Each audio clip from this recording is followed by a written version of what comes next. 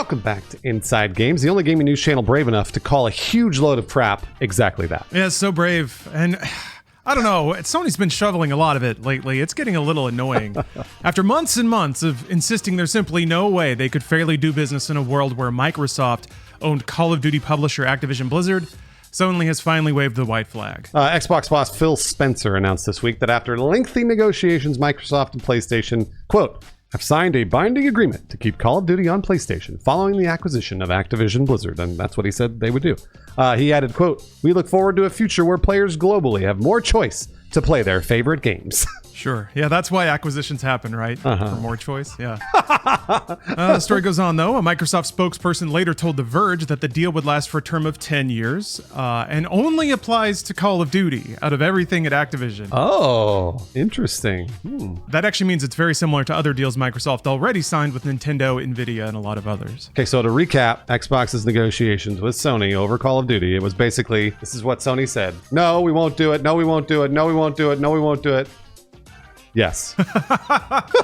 Okay. Yeah. So what changed? Why is it different now? And what does this mean for every game that isn't Call of Duty, if anyone even cares about those? We'll cover all of the expected fallout of this agreement, plus several other developments after this quick word from our sponsor, Pixel Starships. Inside Games is brought to you by Pixel Starships. In the free-to-play Pixel Starships, you can build and manage your own starship in an MMO world. You command every aspect of your ship, from the power system to the tiny little crew to mining and battles. Yes, of course, there are battles. There's PvP with millions of players, so you can either trade with those players or you can kill them. The game can be played on both mobile and PC, and that's one of my favorite parts of this game is that I can just sit around on my PC, click around, move my little guys here and there, possibly call up a little PvP, shoot my lasers at people, run away if I see that they have a giant shield and 4 reactors, or maybe I'm going to double down. Maybe I'm just going to shoot at those reactors over and over and over. I don't know. I'm crazy when I'm on a computer. I also really love the adorable little pixel crews. The saddest part is when they die and then they explode in like a red mist. Hey, so don't let your crew explode into a red mist. Make sure you download the game right now. The game is always updated with lots of new content. Make sure you use our link in the description. You're going to receive 125 free Starbucks when you use our link. That's their currency in the game, Star BUX. Enter the promo code INSIDEGAMES125. That's INSIDEGAMES125 to get an additional 125 Starbucks in Pixel Starships. Hey, thank you, Pixel Starships. All right, getting back to the story. Xbox's executive cheer squad had a few more celebrations left in them because they've been, worrying about this for a year and a half. Yeah. I'm sure some champagne bottles got popped once this thing got signed finally. Microsoft President Brad Smith praised the deal. Of course he would. Tweeting, quote, from day one of this acquisition, we've been committed to addressing the concerns of regulators, platform and game developers, and consumers. He added, quote, even after we cross the finish line for this deal's approval, we will remain focused on ensuring that Call of Duty, and only Call of Duty, he didn't say that part, but only Call of Duty, remains available on more platforms and for more consumers than ever before. Yeah, judging by some of the verbiage there, that cross the finish line comment, it definitely seems like Microsoft considers this acquisition of Activision Blizzard a done deal. And it feels like Sony thinks so too. This deal is a clear sign Sony has kind of accepted the inevitable, that Microsoft's $69 billion acquisition of Activision Blizzard is going to happen. So they might as well just lock down Call of Duty for the immediate future. And they fought up until now. They rejected Call of Duty offers from Microsoft in the past when it came to sharing the franchise. They've tried mightily to fight the merger with regulators around the world. Now that all those dominoes have fallen, it's not much of a reason to kick up dust anymore. Yep, and that's kind of what we've been saying for a long time on the show, too. We all kind of knew it was going to happen. It's just Jim Ryan throwing a tantrum. Microsoft has been racking up those W's lately, most recently when a federal judge sided with them and denied the U.S. Federal Trade Commission's attempts to block the acquisition. The FTC lost a last-minute appeal to stop the merger from closing, so they basically have clear skies now. The regulator's reportedly considering other options. I'm not sure what those would be. Maybe standing out on the sidewalk and yelling at them, but it's facing an uphill battle at this point.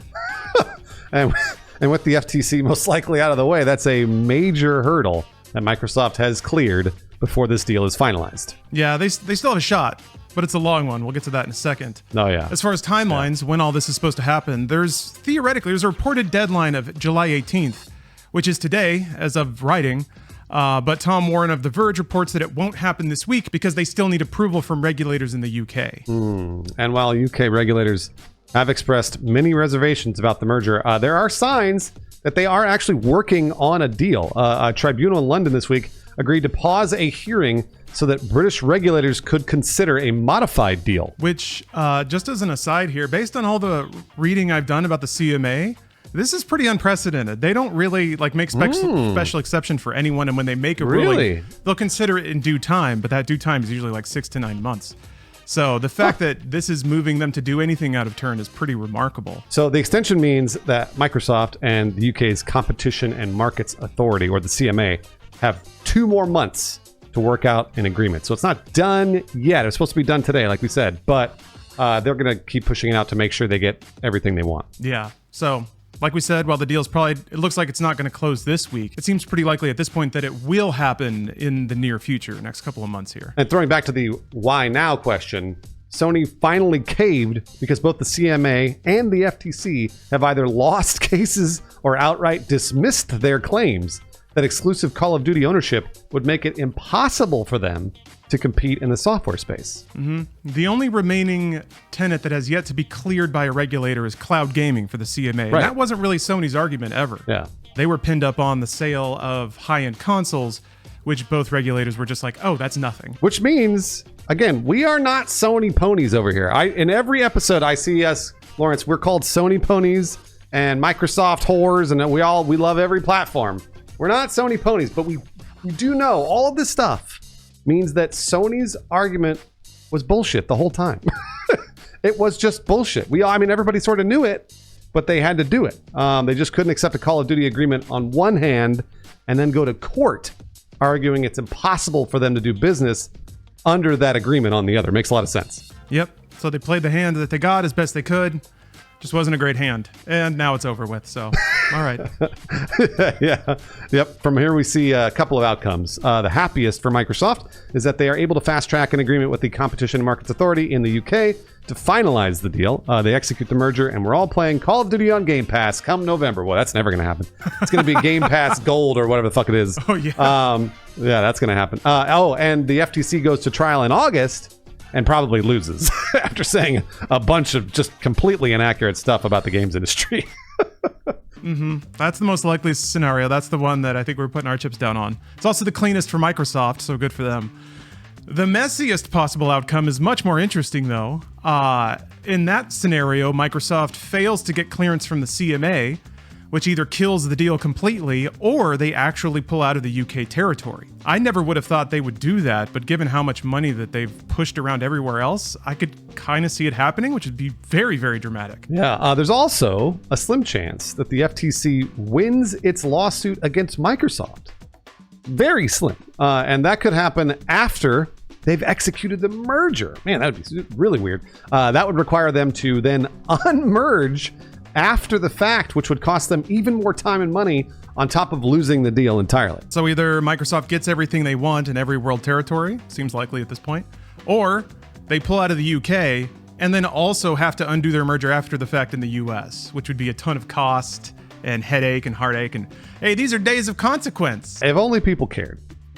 Yeah, this whole thing is taking a bunch of turns we never would have expected. So nobody really knows where it's going to go. Even now, I feel like most of our commenters were like, it's done, the deal's done, it's done.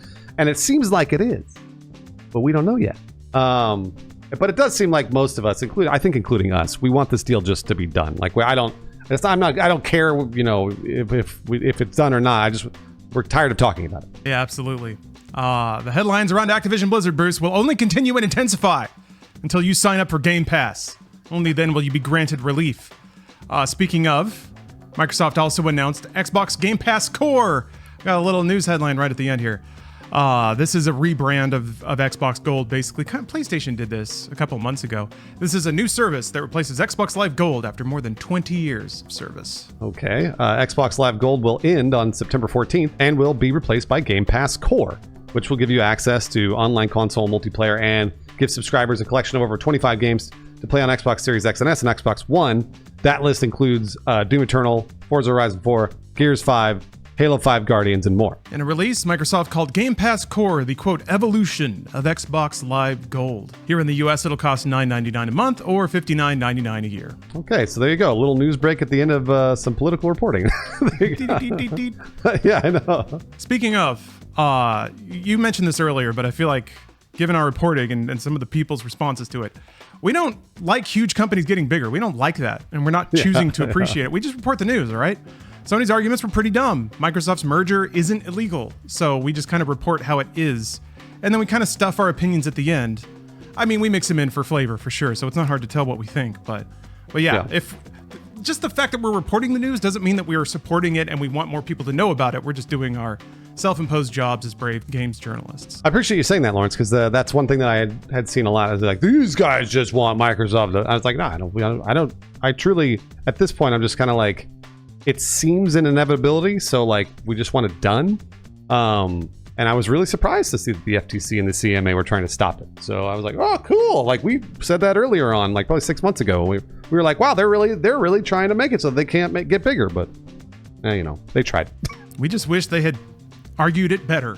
That was always my frustration. Boy, I wanted the FTC bad. to show up and like throw some slugs. And there's some stuff they could have done, but their arguments were weird and basically copied Sony's talking points, which was also odd. So, but speaking of opinions, let's throw it on to the more charged portion of it. The deal was only for Call of Duty, remember? So will every other Activision Blizzard game now become Xbox console exclusive? Oh man, what do you think, Bruce? And do you care? What does that mean? Gosh, I really do think so. I think they're gonna kind of take it where they can get. This is a huge purchase. $70 billion is a lot of money. And like I was saying before, them pulling out of the UK, I remember people in the comments were like, there's no way they're gonna do that. And they could still do that because this is a lot of money. So you could bet your ass that when this merger goes through, they're going to take as many things as they can off of Sony because they have to pay Sony for that stuff. They got to pay the Sony tax, and they don't want to do that. Of course not. That's their competition.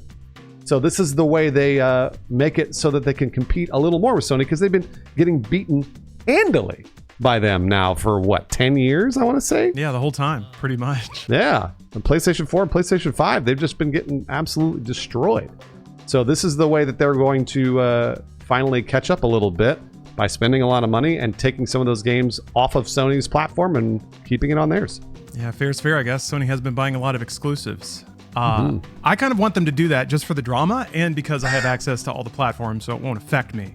I mean, really, PC is becoming the intersection of all these platforms, so it is, I think, the way to go if you're tired of feeling like you don't have access to certain games. But I was thinking about it, and I was like, wow, Activision Blizzard's rich slate of non-Call of Duty games could be console exclusive. You gotta grind the neurons together a little bit to think about what that is. Diablo 4 was a really good modern release from Blizzard. If that were console exclusive, that'd be a big deal. Something like Sekiro, they did publish. So that would be interesting if it were console exclusive in the US. But they're kind of outliers for modern Activision.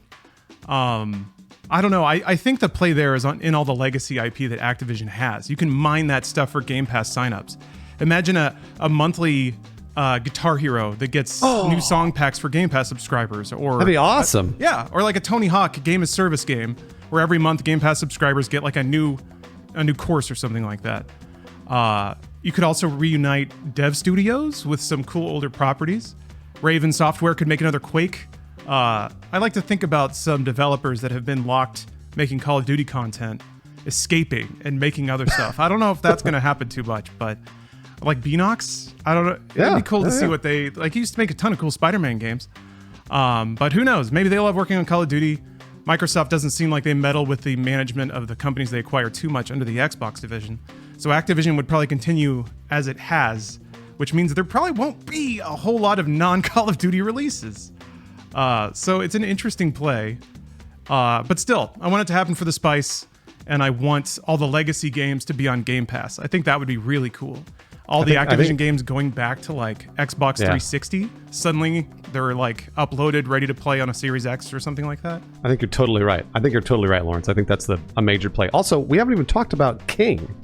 Activision Blizzard King. Now, I don't know how they're going to make that exclusive because a lot of it's mobile, right?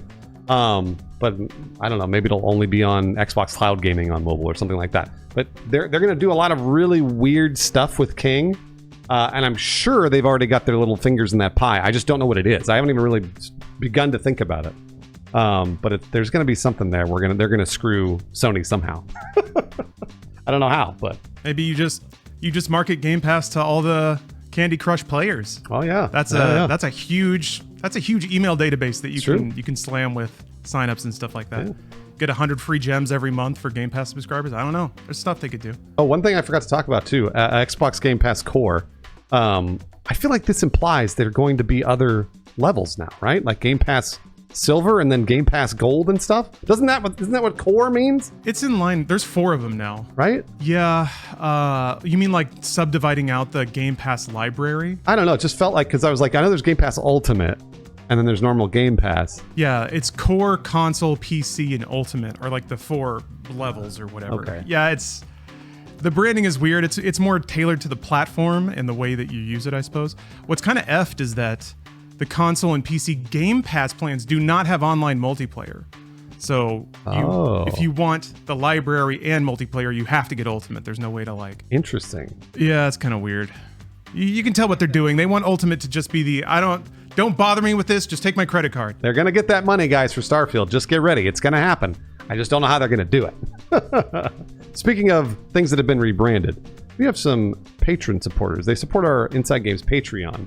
And we've rebranded them to Inside Games Core. UESC Battleroy, Dane Ottman, J. Embers 87, Christian Morgan Anderson, Ryan Darberry, Knockgack, Brian Cosner, and Kyle Heaton have all been rebranded to the Inside Games Core. Hey, enjoy that new rebrand. That's shiny. That's nice. That's new. I'll tell you what, Bruce, I got some upgrades of my own. We got some new Inside Games Platinum patrons. Oh, yeah. Crab Foam, Dreskel, Christopher Glavin, Mason Hoover, Sherwin Sanchez, Alex Stone, Sean McLaughlin, and Charles Gard.